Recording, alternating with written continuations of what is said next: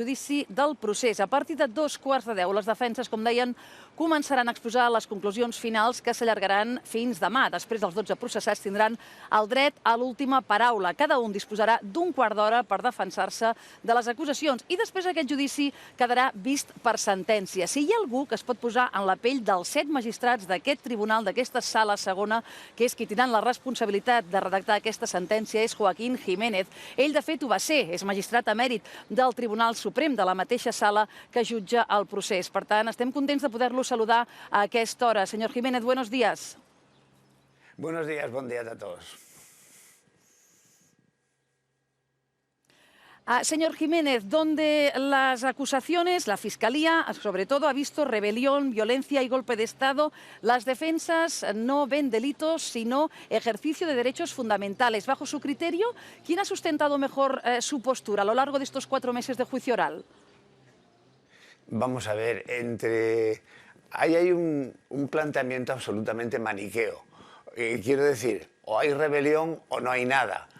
Evidentemente, yo creo que ha habido actuaciones que revisten inicialmente un contenido penal, pero que no necesariamente tiene que ser la rebelión. Yo, dicho más claramente, el concepto de rebelión, que supone un alzamiento público y violento, a lo largo de las sesiones del juicio, no lo he visto todo, obviamente, he visto algunas sesiones y algunas imágenes y demás. El tema de violencia no lo encuentro. No es que no haya habido violencia, el tema es si ha habido una violencia tal que justifique la calificación de rebelión. Pero hay otras opciones. Está la posibilidad de una sedición, que es un delito de carácter residual, en el sentido de que lo que no es rebelión puede ser sedición, es un alzamiento tumultuario. Puede haber un delito de desobediencia. En fin, el tema no es rebelión o gratuidad. Este maniqueísmo, desde luego, yo no lo comparto. Señor Jiménez, esta diferencia que hay entre las acusaciones, ¿no? Rebelión por parte de la Fiscalía, sedición por parte de la Abogacía del Estado, ¿debilita la posición acusatoria esta diferencia? Porque además se vio muy claro, ¿no?, la semana pasada, cuando Abogacía del Estado y Fiscalía hicieron sus conclusiones finales. Yo no creo que la debilite, simplemente son acusaciones autónomas. Y como tal de acusación autónoma, la Fiscalía mantiene un criterio, la Abogacía del Estado, que es autónoma, por lo tanto no es subsidiaria ni dependiente de la Fiscalía, pues tiene otro planteamiento. Yo, puestos a elegir en esa dicotomía rebelión-sedición, más bien, con toda claridad lo digo, me inclino a la sedición. Debiendo tener en cuenta que tanto en el aspecto de la rebelión como en el aspecto de la sedición puede haber una consumación o una tentativa. Es que son muchos los matices que puede haber y habrá que esperar a la decisión del tribunal, que sea cual fuere. Hay que hacer 2 cosas: primero, respetarla, y segundo, si se quiere recurrirla. Esto es obvio. Señor Jiménez, usted ha sido claro en sus palabras, no ve la violencia suficiente que sustentaría un delito de rebelión, pero el otro día escuchamos a las fiscales decir que para una rebelión no hacía falta ni violencia armada ni violencia grave. Entiendo que no comparte esta interpretación de este artículo del Código Penal. A mí me chocó, me sorprendió un poco esa frase de que para la rebelión no hace falta ni una violencia grave ni una violencia armada. En fin, cuando el Código dice violencia, no se puede banalizar el término de violencia, como tampoco se puede banalizar todo el proceso independentista unilateral. No se pueden banalizar ninguna de las 2 cosas. La violencia, que es elemento estructural del delito de rebelión, que es el más grave que hay en el Código Penal, es una violencia muy intensa, muy intensa. Yo lo he dicho en alguna ocasión, golpe de Estado fue el 23F. Creo que hay cualitativamente diferencias entre los dos. Que esta sea una situación inédita, es cierto. Es una situación inédita porque es un gobierno legítimo, el de la Generalitat, que desde su propia legitimidad inicia, desconociendo el Estatuto y la Constitución, que son los que justifican su legitimidad, inicia un camino de secesión unilateral. Esto no hay precedentes, no hay precedentes en la historia de España ni probablemente en la del sistema europeo. Pero bueno, esta es la realidad y el Código Penal es la retaguardia y por lo tanto hay que ser muy riguroso. En caso de duda hay que optar por la decisión más beneficiosa para los imputados. Esto que mientras no sean condenados hay que recordar que tienen su derecho a la presunción de inocencia intacto. ¿Usted cree, señor Jiménez, que justamente esta sentencia puede abrir un debate de jurisprudencia y si hay que revisar el Código Penal para tipificar de alguna otra manera lo que presuntamente puede haber pasado en Cataluña? ¿Cree que ese debate se abrirá después de esta sentencia? Porque ha habido algunas propuestas en ese sentido. Depende de cuál sea la sentencia y obviamente si hay que redefinir el delito de rebelión a la vista de situaciones nuevas. Se hablaba el otro día también por un exmagistrado, en este caso del Tribunal Constitucional, que puede haber una situación de golpe de Estado instado por las redes por las redes de televisión y por las redes de comunicación y demás, en referencia a la situación pues, de Estados Unidos con las elecciones de Estados Unidos con Rusia, si ha intervenido o no ha intervenido. Bueno, esto puede ocurrir, pero es que el Código Penal hoy por hoy habla de la rebelión como un alzamiento público y violento.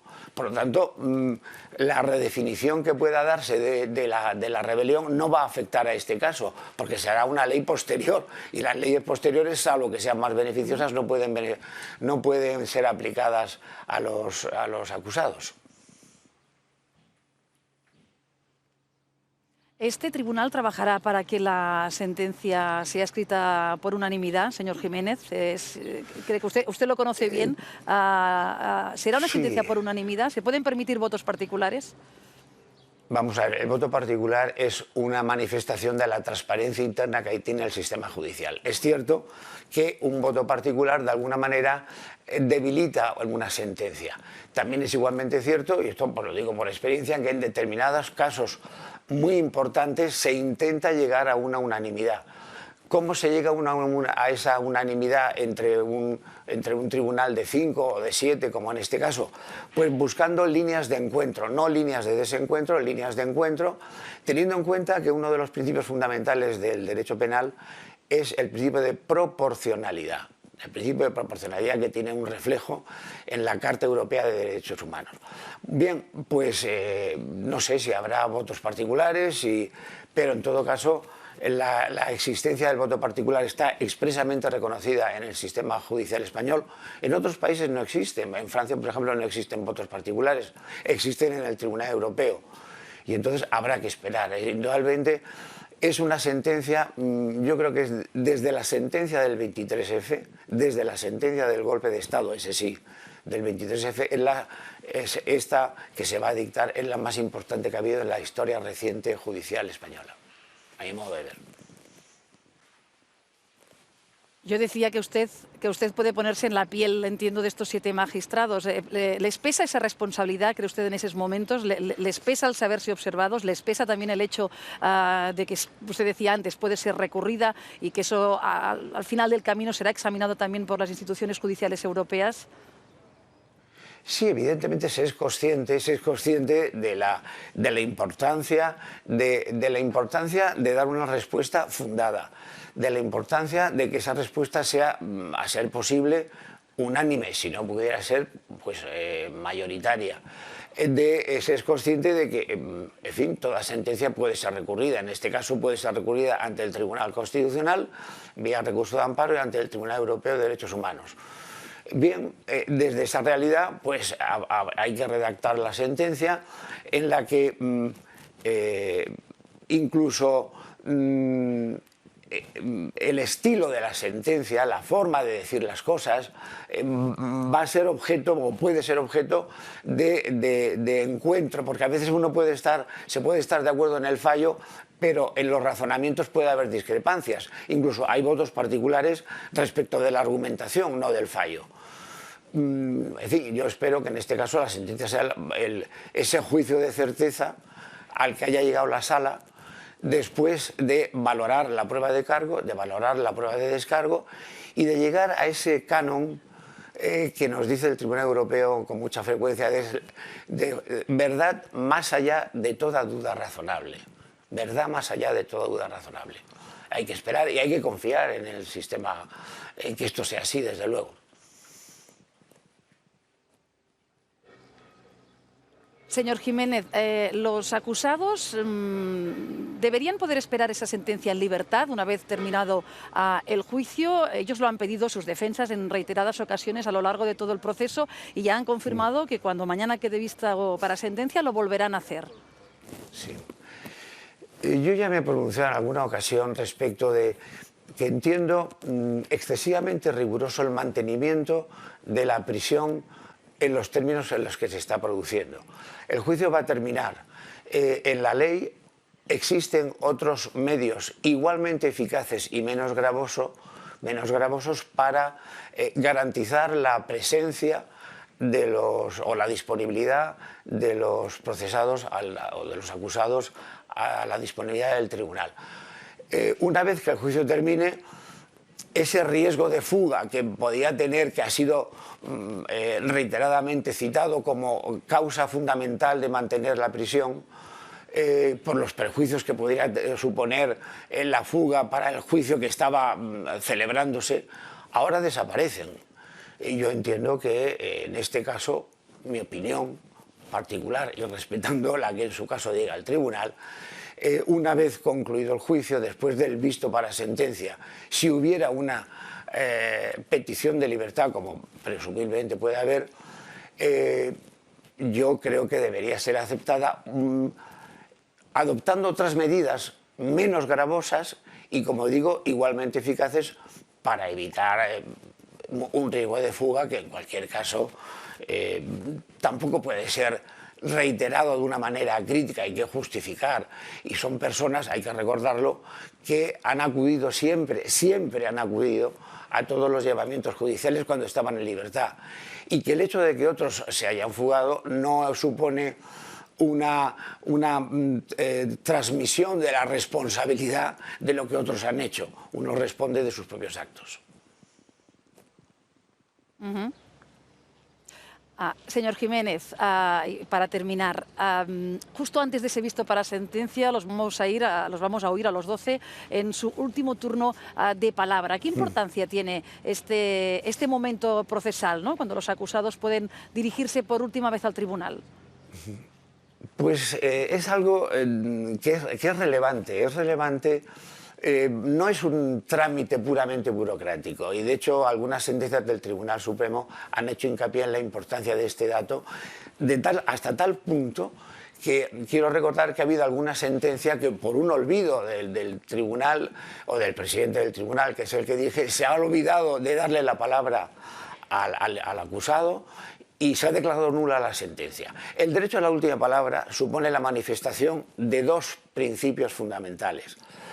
Primero, el derecho de autodefensa, es decir, que evidentemente un acusado se defiende a través de su letrado, pero también él puede defenderse por sí mismo, aunque no se licencia en derecho. Entonces, el momento reina, o rey, por así decir, de que esto se produce es cuando hace uso del derecho a la última palabra. Este es el primer principio. Y el segundo es que la ley quiere que cuando el tribunal pronuncia las palabras de visto para sentencia, lo último que quede en sus oídos sean las voces, las palabras, las reflexiones de los que han sido acusados. Son dos principios que humanizan mucho el sistema de justicia penal. Eso será mañana, le he dicho la última, pero era la penúltima. Muy cortito, señor Jiménez. ¿Cree que es realista pensar en una sentencia antes del verano, a finales de julio, o es una sentencia que la tendremos en otoño? Se ha dicho, y aquí no tengo ninguna información, es una sentencia densa, es una sentencia compleja, es una sentencia larga, son muchas las cuestiones a las que hay que aludir, hay que dar muchas respuestas. Pensar antes del verano, sería finales de julio, es un pronóstico, yo lo veo un poco arriesgado, En agosto, bueno, el mes de agosto es inhábil, pero se puede habilitar a los efectos penales sin ningún problema. Yo creo como más razonable que la sentencia pueda estar en el mes de septiembre, porque es que además hay que tener en cuenta que una vez redactada la sentencia, el borrador de la sentencia, es una sentencia que hay que leerla, que cada uno de los 7 magistrados la va a leer con detenimiento, que va a analizar esos razonamientos con los cuales va a concordar, o esta palabra, este giro, esta expresión. Es una sentencia que va a ser muy cuidada, por lo tanto esto requiere tiempo, y son 7 magistrados. Se tienen que poner de acuerdo en el fallo, en las penas, para entendernos, pero también se tienen que poner de acuerdo en la argumentación. Y esto yo veo aventurado el pretender o el sugerir que fuera antes del verano, lo veo aventurado. Joaquín Jiménez, magistrado emérito de este mismo tribunal, del Tribunal Supremo, muchísimas gracias por estar con nosotros esta mañana en que empieza el principio del final de este juicio, ahora ya sí. Gracias y buenos días. Muchas gracias, buen día. Són ara mateix gairebé 3 quarts, de fet, tocats de 9. Fem una petita pausa per la publicitat. Abans de continuar, hem vist ja que entrava justament el president d'aquesta